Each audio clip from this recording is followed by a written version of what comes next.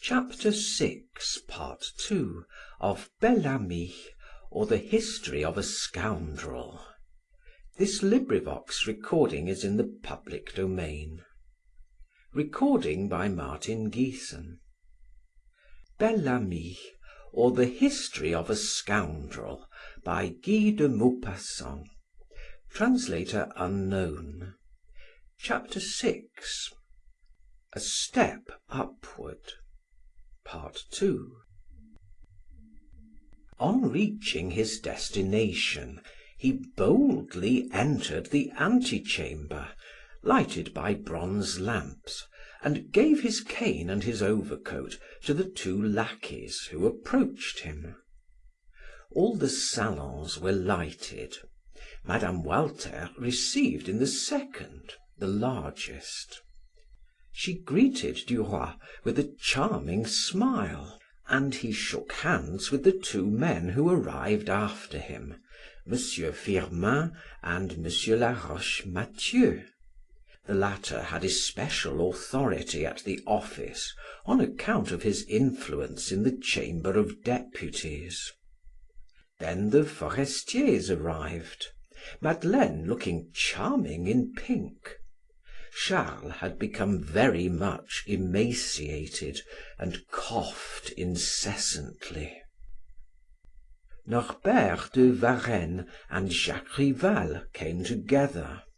A door opened at the end of the room, and M. Walter entered with two tall young girls of 16 and 17, one plain, the other pretty. Duroy knew that the manager was a paterfamilias, but he was astonished.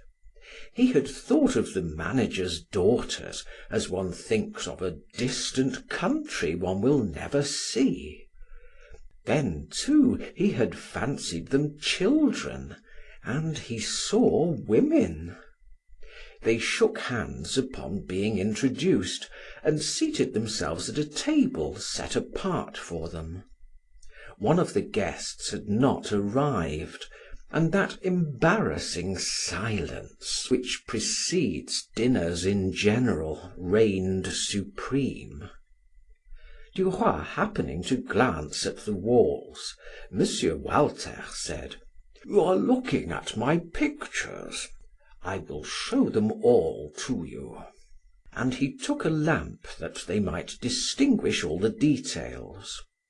There were landscapes by Guillemet, a visit to the hospital by Gervex, a widow by Bouguereau, an execution by Jean-Paul Laurent, and many others. Duroy exclaimed: "Charming! Charming! But stopped short on hearing behind him the voice of Mme. de Marelle, who had just entered. M.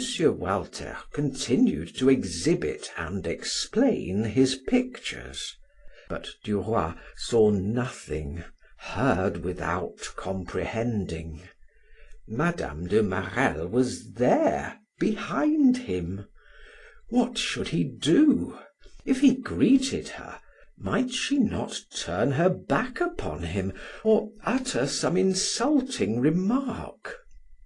If he did not approach her, what would people think? He was so ill at ease that at one time he thought he should feign indisposition and return home. The pictures had all been exhibited. M. Walter placed the lamp on the table and greeted the last arrival, while Duroy recommenced alone an examination of the canvas, as if he could not tear himself away. What should he do? He heard their voices and their conversation. Mme. Forestier called him. He hastened towards her. It was to introduce him to a friend who was on the point of giving a fete, and who wanted a description of it in La Vie Francaise. He stammered: "Certainly, madame, certainly." Madame de Marelle was very near him. He dared not turn to go away. Suddenly, to his amazement, she exclaimed: "Good evening, Bel Ami. Do you not remember me?" He turned upon his heel hastily. She stood before him smiling, her eyes overflowing with roguishness and affection. She offered him her hand. He took it doubtfully, fearing some perfidy. She continued calmly: "What has become of you? One never sees you." Not having regained his self-possession, he murmured: "I have had a great deal to do, madame, a great deal to do. M. Walter has given me another position, and the duties are very arduous." "I know, but that is no excuse for forgetting your friends." Their conversation was interrupted by the entrance of a large woman, decolletee, with red arms, red cheeks, and attired in gay colors. As she was received with effusion, Duroy asked Mme. Forestier: "Who is that person?" "Viscountess de Percemur, whose nom de plume is Patte Blanche." He was surprised, and with difficulty restrained a burst of laughter. "Patte Blanche? I fancied her a young woman like you. Is that Patte Blanche? Ah, she is handsome, very handsome." A servant appeared at the door and announced: "Madame is served." Duroy was placed between the manager's plain daughter, Mademoiselle Rose, and Mme. de Marelle. The proximity of the latter embarrassed him somewhat, although she appeared at ease and conversed with her usual spirit. Gradually, however, his assurance returned, and before the meal was over, he knew that their relations would be renewed. Wishing, too, to be polite to his employer's daughter, he addressed her from time to time. She responded as her mother would have done, without any hesitation as to what she should say. At M. Walter's right sat Viscountess de Percemur, and Duroy, looking at her with a smile, asked Mme. de Marelle in a low voice: "Do you know the one who signs herself Domino Rose?" "Yes, perfectly. Baroness de Livar." "Is she like the Countess?" "No, but she is just as comical. She is 60 years old, has false curls and teeth, wit of the time of the Restoration, and toilette of the same period." When the guests returned to the drawing room, Duroy asked Mme. de Marelle: "May I escort you home?" "No." "Why not?" "Because M. Laroche Mathieu, who is my neighbor, leaves me at my door every time that I dine here." "When shall I see you again?" "Lunch with me to morrow." They parted without another word. Duroy did not remain late. As he descended the staircase, he met Norbert de Varenne, who was likewise going away. The old poet took his arm, fearing no rivalry on the newspaper, their work being essentially different. He was very friendly to the young man. "Shall we walk along together?" "I shall be pleased to," replied Duroy. The streets were almost deserted that night. At first the two men did not speak. Then Duroy, in order to make some remark, said: "That M. Laroche Mathieu looks very intelligent." The old poet murmured: Do you think so?" The younger man hesitated in surprise. "Why, yes. Is he not considered one of the most capable men in the Chamber?" "That may be. In a kingdom of blind men the blind are kings. All those people are divided between money and politics. They are pedants to whom it is impossible to speak of anything that is familiar to us. Ah, it is difficult to find a man who is liberal in his ideas. I have known several. They are dead. Still, what difference does a little more or a little less genius make, since all must come to an end?" He paused, and Duroy said with a smile: "You are gloomy to night, sir." The poet replied: "I always am, my child. You will be too in a few years. While one is climbing the ladder, one sees the top and feels hopeful. But when one has reached that summit, one sees the descent and the end, which is death. It is slow work ascending, but one descends rapidly. At your age one is joyous, one hopes for many things which never come to pass. At mine one expects nothing but death." Duroy laughed. "Egad, you make me shudder." Norbert de Varenne continued: "You do not understand me now, but later on you will remember what I have told you. We breathe, sleep, drink, eat, work, and then die.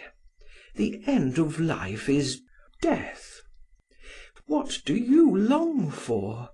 Love. A few kisses and you will be powerless. Money. What for? To gratify your desires. Glory. What comes after it all? Death. Death alone is certain."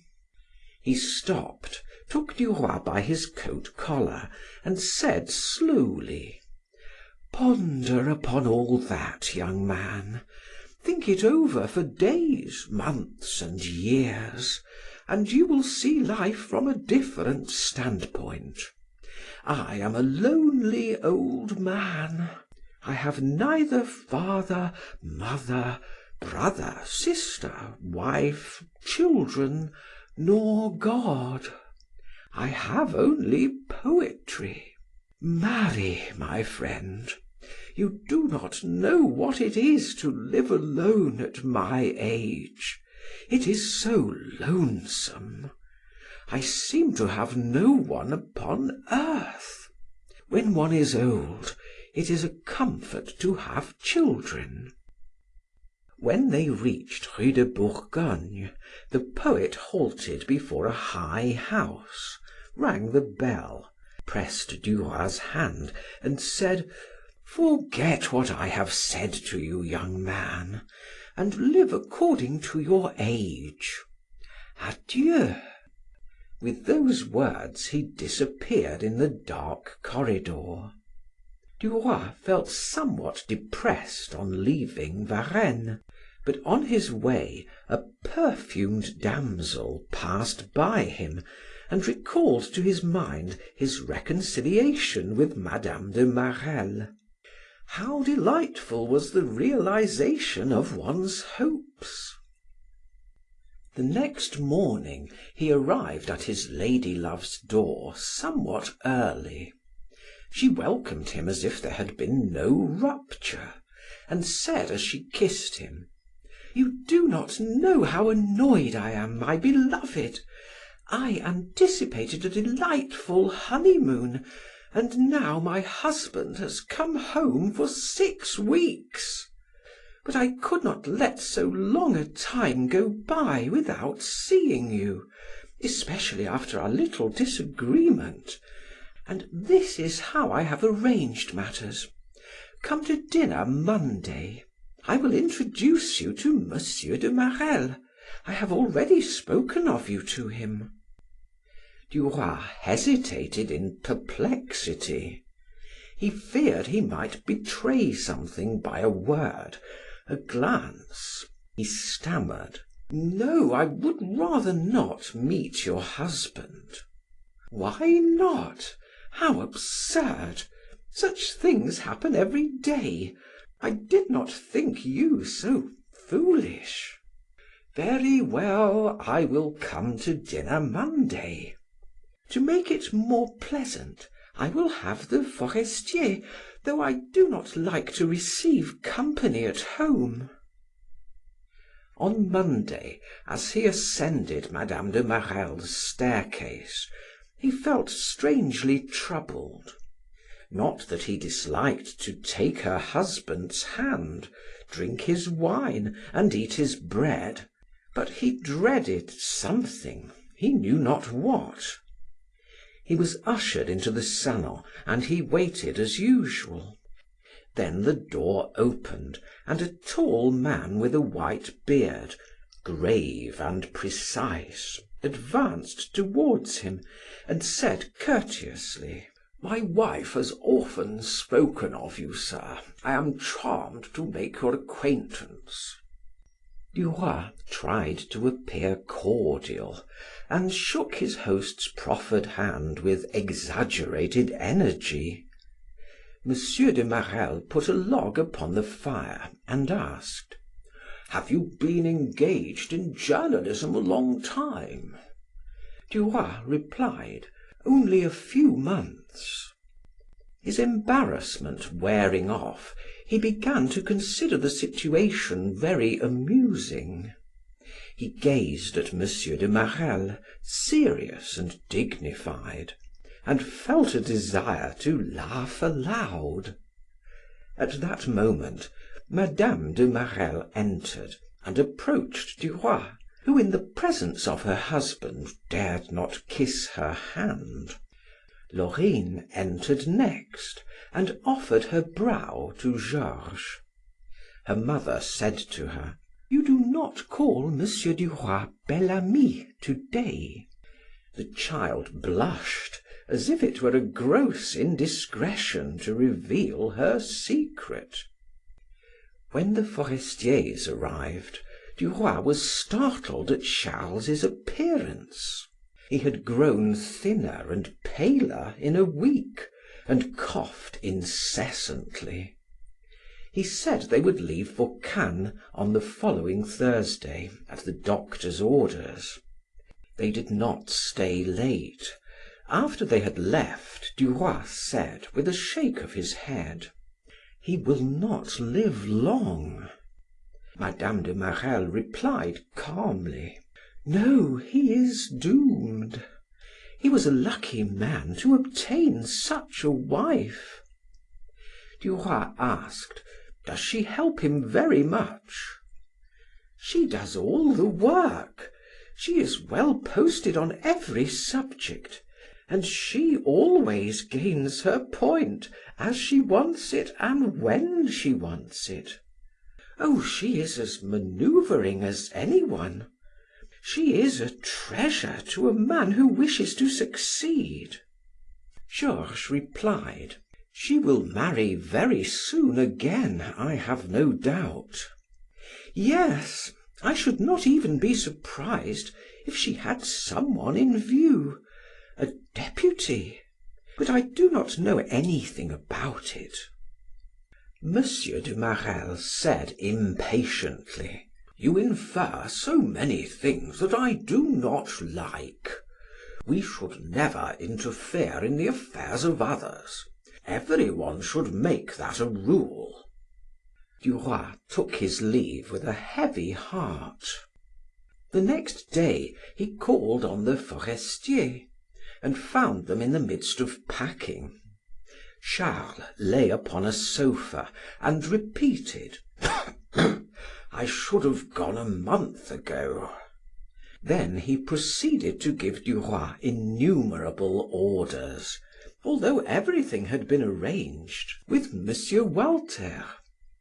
When Georges left him, he pressed his comrade's hand and said: "Well, old fellow, we shall soon meet again." Mme. Forestier accompanied him to the door, and he reminded her of their compact. "We are friends and allies, are we not? If you should require my services in any way, do not hesitate to call upon me. Send me a dispatch or a letter, and I will obey."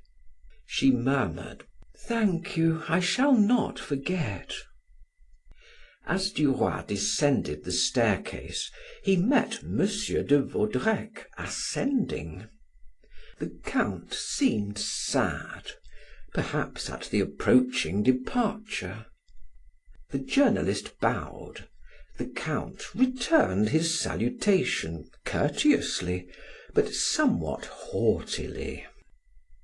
On Thursday evening the Forestiers left town.